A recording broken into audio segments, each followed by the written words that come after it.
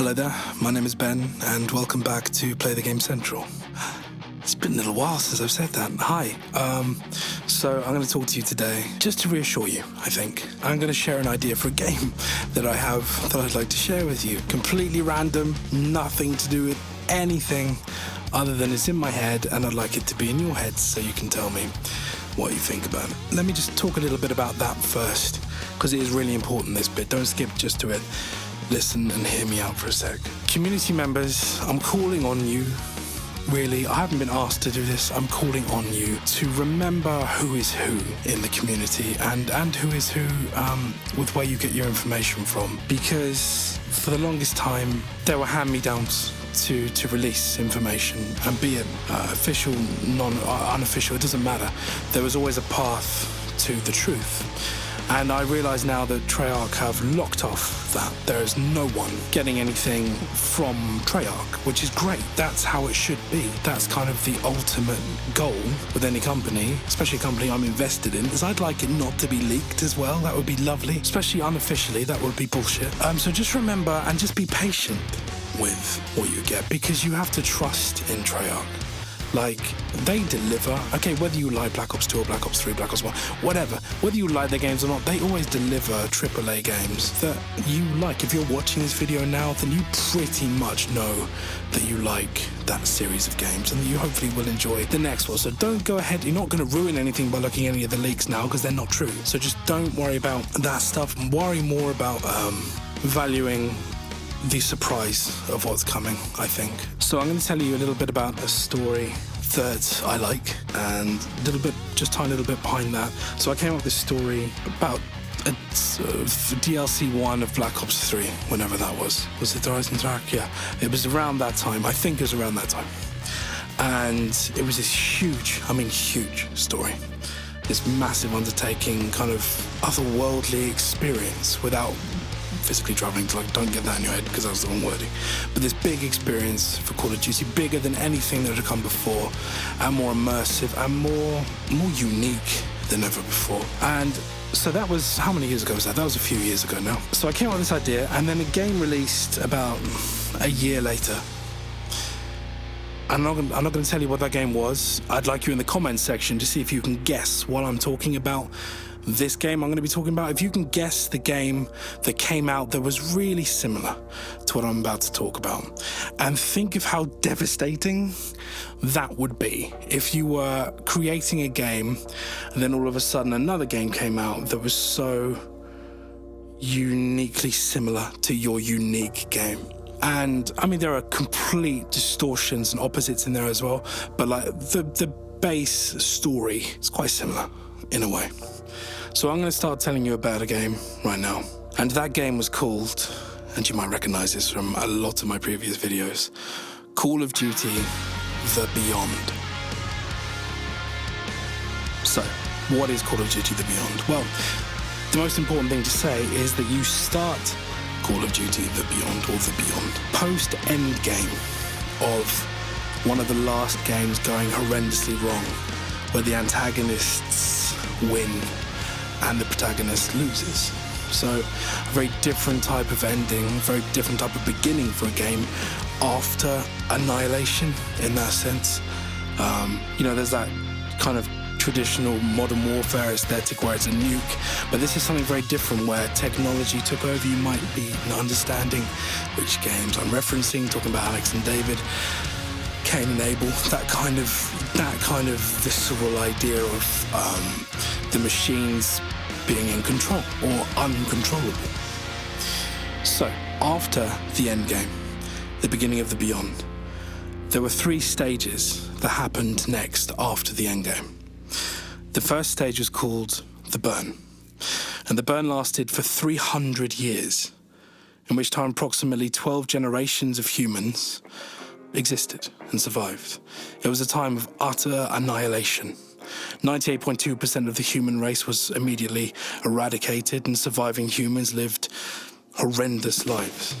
Toxin and radiation, inhalation and poisoning led to many dying young, and others in time would just lose their minds, and humans that weren't so lucky were converted to the system, or the entity, as I will call it.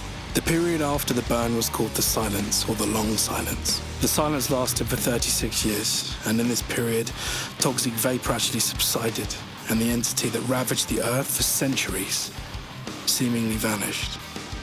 Surviving humans re-entered like major cities and like kind of feebly rekindled worldwide communication as best they could.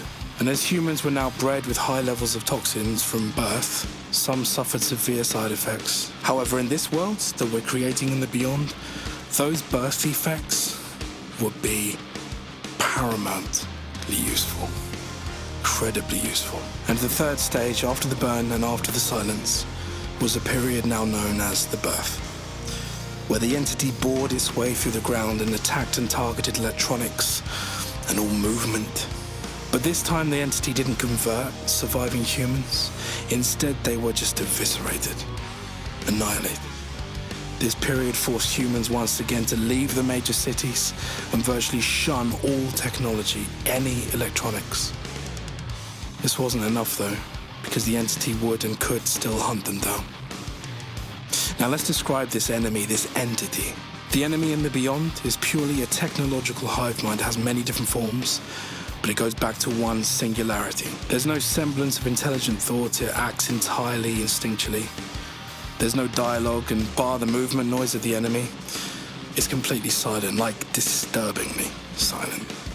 The enemy is made entirely of mechanical parts, and when it arrives in an area, it will actually exhume multiple previous human bodies to fight. The human entities have enhanced movement speed and a far higher state of perception than surviving humans. They are far more dangerous than any enemy in any Call of Duty game of past. This is a very different type of game. You see, upon killing a human, the entity will convert that human into something very different. I mean, it's technically human, but it has no thought and reacts only to what the entity wants. If the human hosts were converted early, then they may still have muscle structure on their body. Some may even have skin. It's quite terrifying. And if the human hosts are converted after the silence, then only bone structure would remain. Unlike previous iterations of Call of Duty, attacking these enemies in large groups will specifically lead to player death. Technique and skill has to be used to pick off parts of the entity, to clear paths for progression through the game.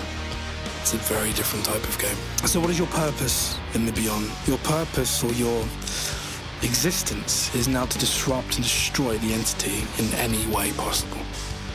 Your ancestors left you details of sites that hold the most value to entities, and these sites may be of interest to you in your life, may be landmarks that you might understand as well. You have to move to these locations, observe them, and find ways to tamper with the system. We know that the entity can't breed and extend itself further at this point, so for now, it's just a battle for survival.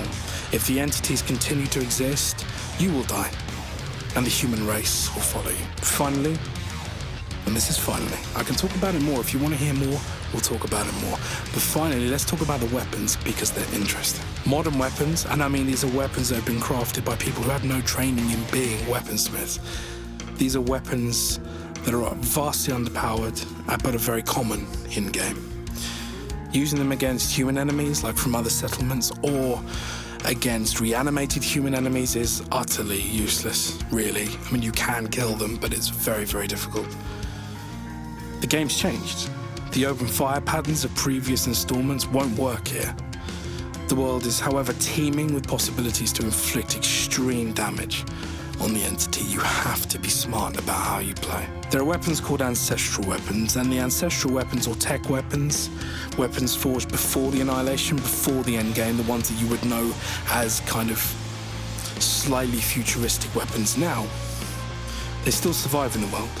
Some can be found in really unique locations, and others are listed by your ancestors as separate, specific missions. They're extremely powerful against the entity. However, using tech weapons will alert the entity immediately. These are electronic weapons. They'll alert the entity immediately and will send localized hosts to survey the disruption, so they will be on you. Using tech weapons sparingly is the only way to survive. Tech weapons can be brought home to your settlement and surrendered and destroyed to learn patterns, which can be used to forge lower power modern weapons that can't be detected. These weapons can be used by followers. The choice to do this is yours alone. And in your settlement specifically, you can find the only machinist around who is a 13th generation weapon builder. You can improve your settlement's mechanist skills by venturing to collect his shopping list, and weapons are built bolt by bolt, so you can also come across various caches and hidden locations with various weapon parts as well. These can be added to your weapon in hand and later added to the machinist's roster of parts. So, this is the basis, the architecture, the underpinning of a game called Call of Duty: The Beyond. Now, I'd like to know what game you think that sounds like, and if you think that sounds like a good game, and I can make one more video, if needs be. Like a 20-minute video, properly explaining the depth of this idea. And that's all this is an idea. So that's kind of it for now. But just before I go, I'm not sorry Play the Game isn't around anymore. I'm sorry when it comes to things like this that other people decide to mislead and all that stuff. I'm not sorry we're not around. It's not our time. It hasn't been our time for a long time. I was describing this the other day, and Play the Game was the best. And when it wasn't the best anymore, it wasn't interesting to me. You know, we pulled a lot of people out of the dirt at the time, you know, definition-wise, quality-wise, and personality-wise. We wanted to set a bar that was quite high for that stuff. And then some people started touching that bar and some people went over it, and that's amazing. That was what the whole point was. So there is no point for us to exist if we can't do that, I don't think. You know, and I'll always be up for doing the Stranger Dangers things and things like that, but beyond that, you know, when Black Ops 3 came out, I made the entire storyline videos. There were 6 of them, and that was when Revelations just came out.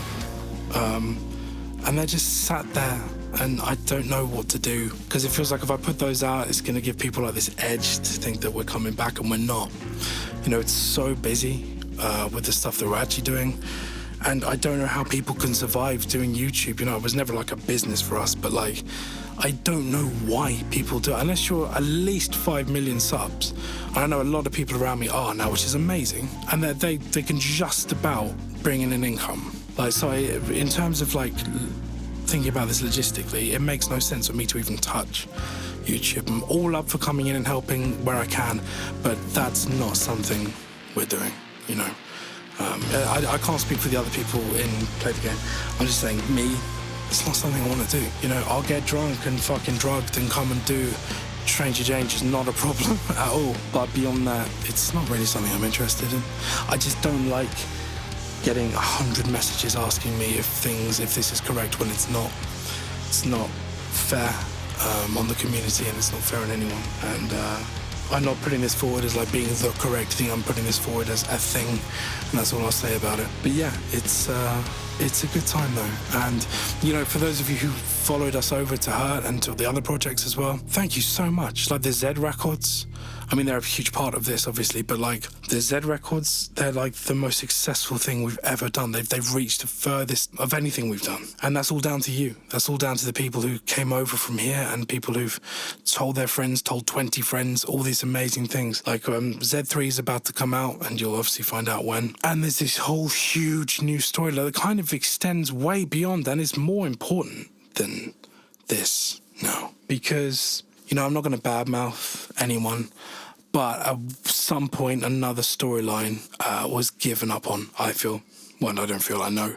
And at that point, I didn't want to have anything to do with it. And although I was right last year when I said that all of that was wrong, like they put forward this huge thing that was all nothing because they just wanted people to keep talking about their game that was dead. Doesn't feel okay to me to do that, especially now they're going to come out and say, well, that was nothing, like that was all a ruse. Like, it doesn't feel okay to me, and it didn't feel okay when it happened. I was the only person when that happened to come out and say that, and it doesn't feel okay to me that they not that they get away with it, just that they got away with it because they needed to maintain people on the game, buying liquid divinium, I assume, and things like that. So I don't mind, because when you buy liquid divinium, I get paid. So it's not like the worst thing in the world for me. I just think morally there's some standards there that I'm not quite sure about. But keep buying liquid divinium because I want to redo my kitchen. So keep buying liquid divinium, and I'll speak to you soon. I hope this was of interest to you, and if you want to see a full video on this, then let me know, and I'll come back soon and make you a full video. I hope you're all doing marvellously well, and I'll speak to you soon. Goodbye.